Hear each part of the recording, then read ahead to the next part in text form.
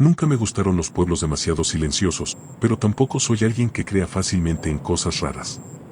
Crecí en la ciudad y siempre pensé que el miedo en los ranchos y pueblos pequeños tenía más que ver con la oscuridad y la imaginación que con algo real. Hasta que acepté aquel trabajo en un rancho cerca de San Luis Potosí. Fue hace 3 años.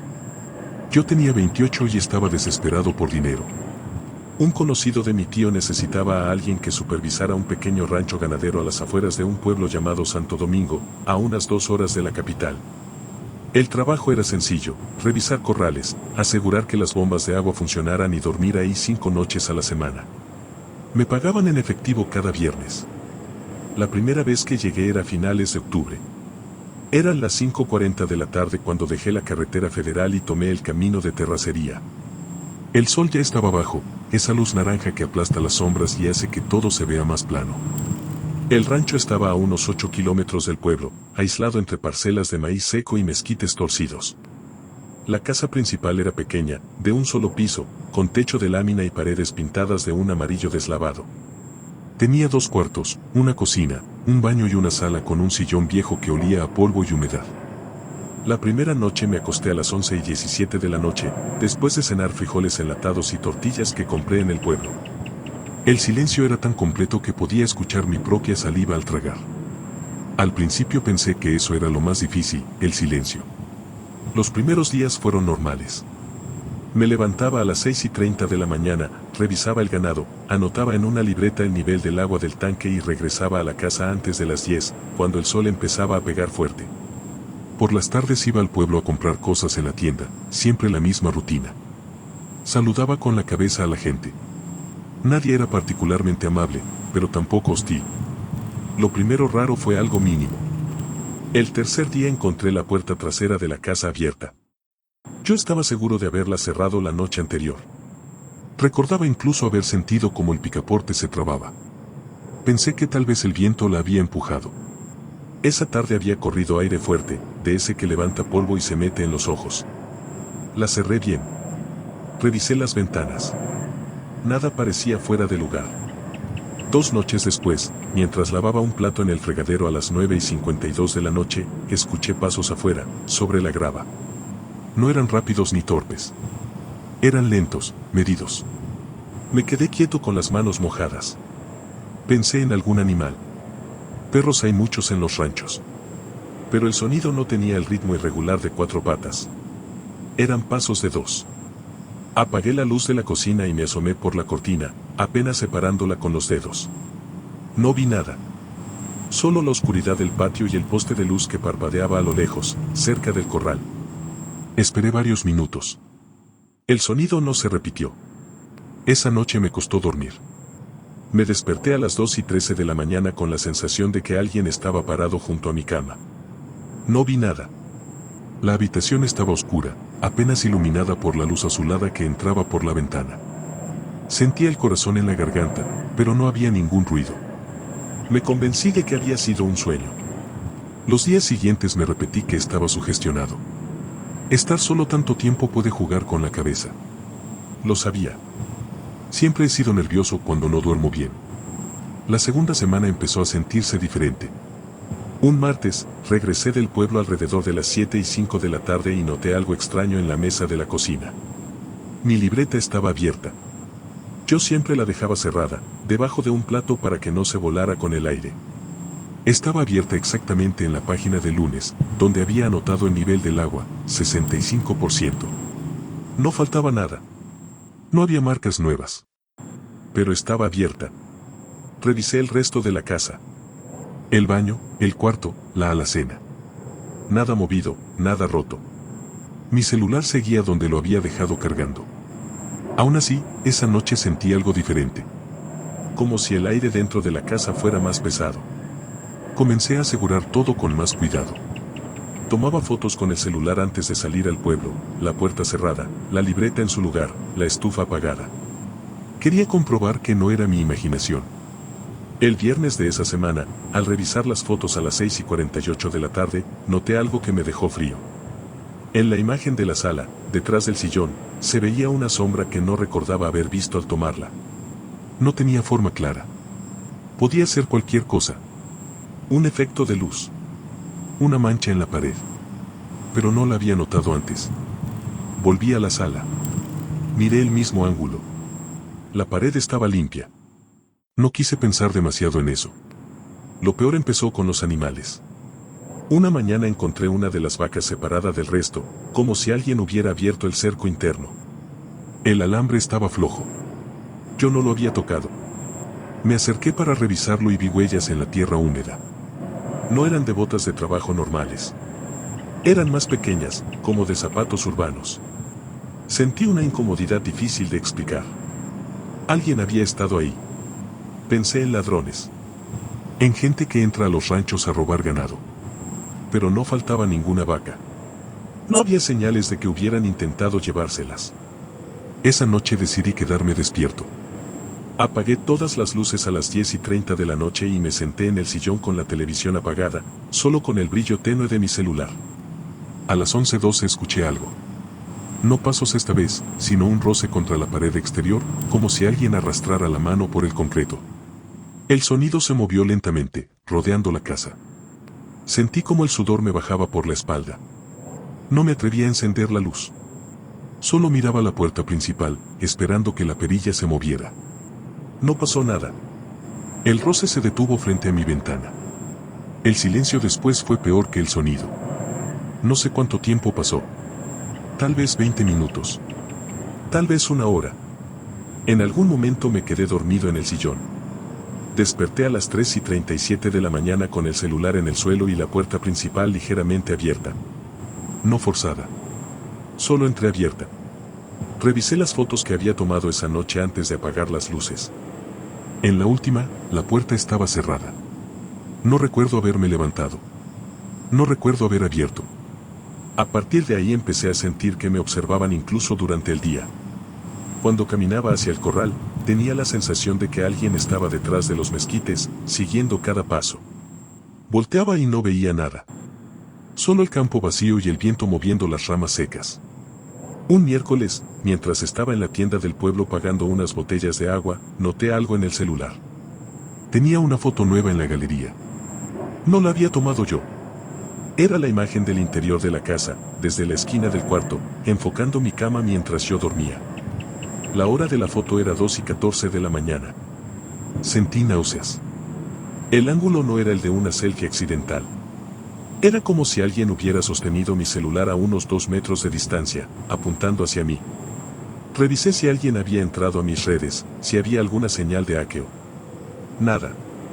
El celular nunca salió de la casa. Nunca lo dejé en otro lugar. Esa tarde intenté irme.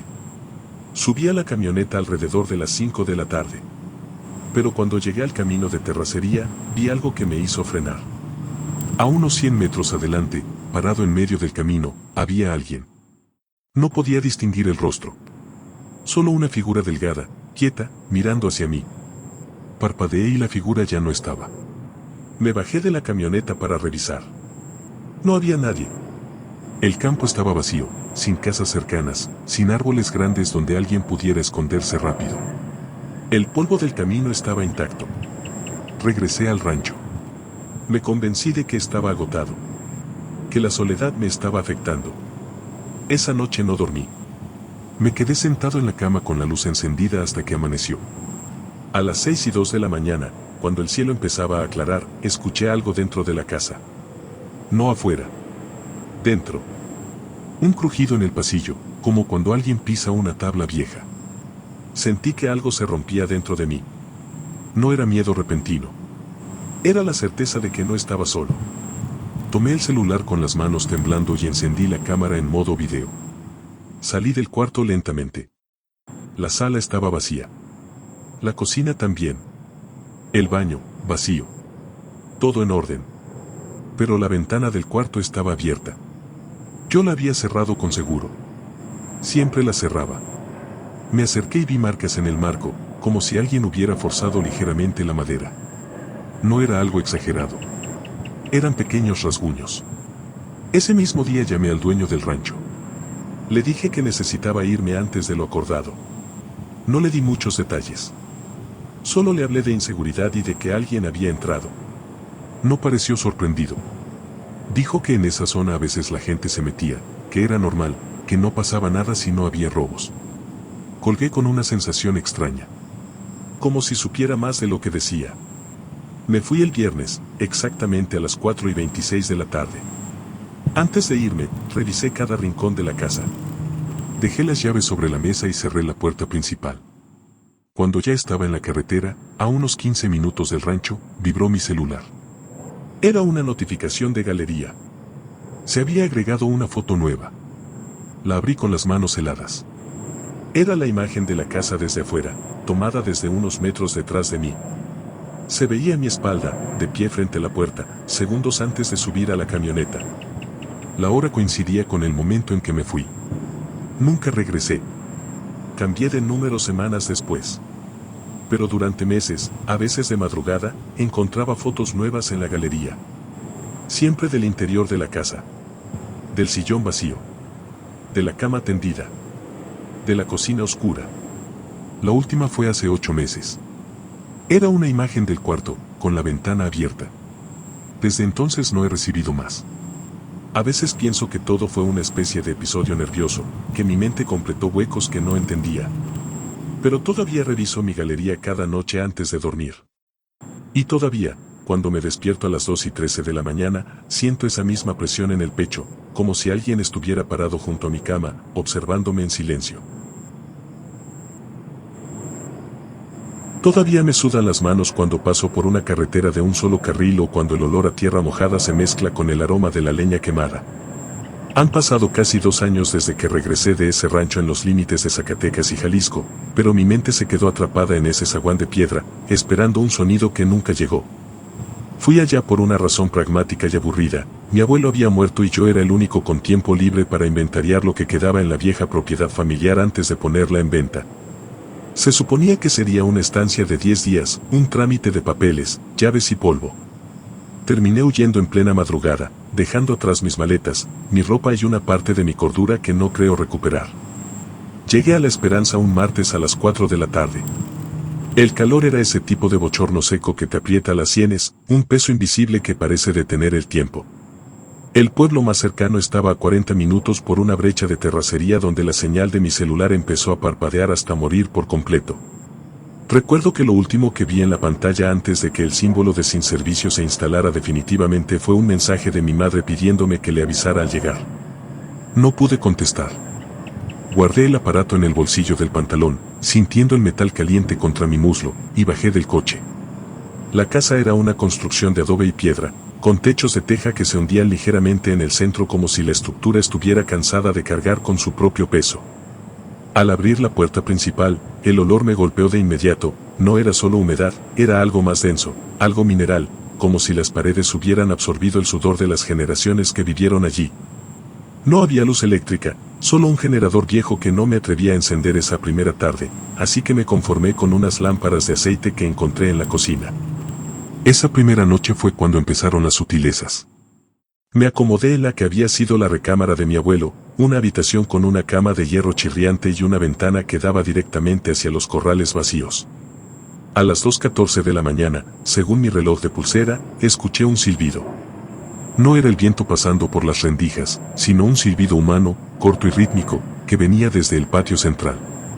Me quedé inmóvil bajo las cobijas de lana, escuchando los latidos de mi propio corazón. Pensé que quizá era algún trabajador del rancho vecino o algún animal, pero el ritmo era demasiado deliberado. Salí al pasillo con una linterna, pero no había nada. Solo el polvo suspendido en el aire y el frío que empezaba a calar en los huesos. Al día siguiente, decidí empezar con el inventario.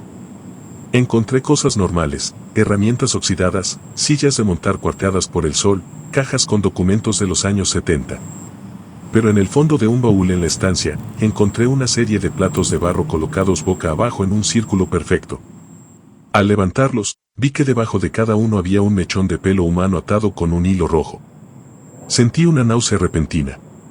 Mi abuelo siempre había sido un hombre de campo, rudo y poco dado a supersticiones, o eso pensaba yo.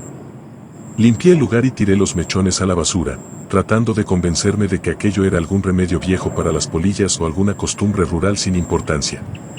Sin embargo, mientras lo hacía, tuve la certeza física de que alguien me observaba desde el cerro que se levantaba detrás de la casa. Miré hacia allá, pero solo vi el movimiento monótono de los matorrales bajo el sol implacable. El jueves, la sensación de aislamiento empezó a transformarse en algo más asfixiante. Fui al pueblo por suministros básicos, agua, pan y cerillos. La gente en la única tienda del lugar me miraba de una forma extraña. No era hostilidad, era una especie de lástima distante. La mujer que me atendió, una señora de piel curtida y manos callosas, no me devolvió el saludo. Solo puso las cosas en el mostrador y, al darme el cambio, evitó tocar mi mano con una precisión quirúrgica. Noté que en el marco de la puerta de la tienda había una marca hecha con ceniza, un símbolo que se parecía vagamente a los que había visto bajo los platos en la casa. No pregunté. En esos pueblos, meterse en las creencias ajenas es buscar problemas, así que regresé al rancho antes de que cayera el sol. Al llegar, encontré mi coche con las 4 puertas abiertas. Mi corazón dio un vuelco. Revisé el interior esperando encontrar que me habían robado el estéreo o los papeles, pero todo estaba intacto. Lo único diferente era que en el asiento del conductor habían dejado una piedra perfectamente redonda y lisa, del tamaño de una naranja, todavía caliente, como si hubiera estado expuesta al sol durante horas. La tiré lejos, con una rabia que en realidad era miedo camuflado, y cerré el coche con llave. Esa tarde, mientras cenaba un poco de pan, escuché el sonido de algo pesado siendo arrastrado por el techo de tejas. Era un sonido lento, de fricción, como si un cuerpo grande se desplazara sobre la casa buscando un punto débil por donde entrar. No había árboles cerca que pudieran proyectar ramas sobre el techo. Me encerré en el cuarto y coloqué el pesado armario de madera frente a la puerta. No dormí.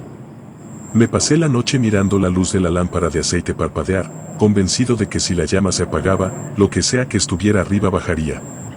Para el viernes, mi percepción del tiempo empezó a distorsionarse. El reloj marcaba las 10 de la mañana, pero la luz afuera parecía de atardecer, un tono violáceo y enfermo que teñía el paisaje. Intenté encender el coche para irme definitivamente, pero la llave no giraba. No era que la batería estuviera muerta o que el motor fallara, era como si el mecanismo interno hubiera sido soldado. Frustrado, abrí el capó y lo que vi me heló la sangre. El motor estaba cubierto de una capa fina de plumas negras, pegadas con una sustancia que olía a resina podrida. No había cables cortados, solo esa cobertura orgánica que inutilizaba todo. Caminé de regreso a la casa, sintiendo que el aire se volvía más espeso con cada paso. Al entrar en la cocina, vi que el celular, que había dejado sobre la mesa de madera, tenía la pantalla encendida. Me acerqué con cautela.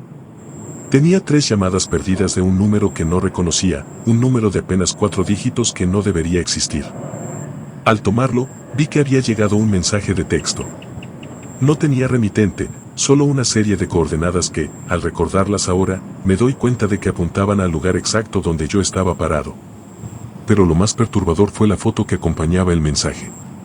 Era una imagen de mi propia espalda, tomada desde el pasillo de la casa, mientras yo miraba por la ventana hacia los corrales unos minutos antes. En la foto, se alcanzaba a ver una mano larga y grisácea asomándose desde el marco de la puerta, justo detrás de mi cabeza. El pánico se volvió una presencia física, un nudo en la garganta que no me dejaba tragar. Decidí que no me importaba dejar el coche o mis pertenencias, caminaría los kilómetros necesarios hasta la carretera principal. Pero cuando salí al zaguán, me di cuenta de que el paisaje había cambiado. La brecha de terracería por la que había llegado ya no estaba. En su lugar, había una maleza densa, espinosa y alta, como si hubieran pasado décadas de abandono en apenas unas horas. El sol, que debería estar en el cenit, se mantenía bajo en el horizonte, estático, bañando todo de ese color púrpura irreal. Regresé a la casa, que ahora me parecía el único refugio posible, aunque sabía que era una trampa. Me senté en el suelo de la estancia, lejos de las ventanas. Fue entonces cuando el silencio absoluto se rompió. No fue un grito ni un golpe. Fue el sonido de alguien barriendo. Afuera, en el patio central, escuchaba el rascado rítmico de una escoba de vara contra el suelo de piedra. Ras, ras, ras. Era un sonido cotidiano, doméstico, pero en ese contexto resultaba aterrador. Me asomé por una rendija de la puerta y vi a una figura pequeña, encorvada, envuelta en un rebozo negro. No podía verle la cara, pero sus manos, al mover la escoba, eran demasiado largas, con dedos que tenían una articulación extra. Estaba barriendo las plumas negras que yo había visto en el motor de mi coche, amontonándolas en el centro del patio. De repente, la figura se detuvo. Sin girarse, empezó a silbar. Era el mismo silbido de la primera noche, pero ahora más lento, casi melancólico. Me alejé de la puerta gateando, tratando de no hacer ruido, y me oculté en el sótano, un espacio pequeño y asfixiante donde mi abuelo guardaba el grano. Allí abajo, el olor a tierra era insoportable. En la oscuridad, mis manos tocaron algo suave. Encendí la linterna de mi celular, rezando para que tuviera batería. La luz iluminó una serie de figuras de cera, toscas, con mi nombre grabado en el pecho de cada una. Estaban rodeadas de dientes humanos, perfectamente alineados como si estuvieran en una encía invisible. Pasé lo que parecieron días en ese sótano, aunque mi reloj me decía que solo habían pasado 3 horas. La noción de la realidad se me escapaba. Escuchaba pasos arriba, pasos pesados que hacían crujir las vigas de madera, seguidos por el sonido de algo que goteaba. Un líquido espeso empezó a filtrarse por las grietas del techo del sótano, cayendo con un sonido sordo sobre los sacos de grano. No era sangre, era algo oscuro y aceitoso que quemaba al contacto con la piel. En algún momento, el agotamiento me venció. Tuve sueños febriles donde mi abuelo me hablaba, pero no tenía boca, sus palabras salían de sus ojos en forma de moscas negras. Desperté sobresaltado por un golpe seco. La trampilla del sótano estaba abierta. La luz que entraba no era la del sol, sino una claridad blanca, fría, como de luna llena, pero tan intensa que lastimaba la vista. Salí con las piernas temblorosas. La casa estaba vacía. No había muebles, no había cuadros, no había rastro de mis cosas. Solo las paredes desnudas de adobe y el olor a resina quemada. Caminé hacia la salida, sintiendo que el suelo estaba caliente. Al cruzar el umbral del zaguán, vi mi coche. Estaba en el mismo lugar, pero parecía haber envejecido 100 años. La pintura estaba levantada, los cristales rotos y el interior estaba lleno de vegetación seca. Me acerqué y, por instinto, metí la mano en el bolsillo. La llave estaba allí. Me subí, la introduje en la ranura y, milagrosamente, el motor rugió con un sonido agónico pero funcional. No miré atrás. Conducía por la brecha, que ahora volvía a ser visible, aunque las ramas de los árboles se cerraban sobre el camino como garras. Logré llegar a la carretera principal cuando el cielo empezaba a clarear con un amanecer gris. No me detuve hasta encontrar una gasolinera a 2 horas de distancia. Cuando por fin tuve señal en el celular, los mensajes empezaron a entrar en cascada. Eran de mi madre, de mis amigos, de mi trabajo. Todos preguntando dónde estaba, por qué no contestaba. Pero entre ellos, había un mensaje que me hizo detenerme a la orilla de la carretera y vomitar. Era una foto enviada desde mi propio número hacia mi madre, 1 minuto antes de que yo recuperara la señal. En la foto aparecía yo, durmiendo en el sótano del rancho, y sobre mi pecho, la mano grisácea de la figura del rebozo sostenía uno de los dientes de cera. Logré volver a mi departamento en la ciudad, pero nada es igual. Vendí el rancho a través de un intermediario, sin volver a pisar esa tierra. El comprador nunca se quejó, nunca llamó. A veces, por las noches, escucho un silbido sutil que viene del pasillo de mi casa. No me atrevo a encender la luz. Me quedo inmóvil en la cama, sintiendo el peso de la piedra redonda que, sin importar cuántas veces tire a la basura, siempre vuelve a aparecer sobre mi mesa de noche a las 2:14 de la mañana. Lo que más me aterra no es lo que vi, sino lo que no terminó de pasar. Siento que esa estancia en el rancho no fue un viaje, sino un proceso de selección, y que en cualquier momento, la figura del rebozo terminará de barrer lo que queda de mí en este mundo.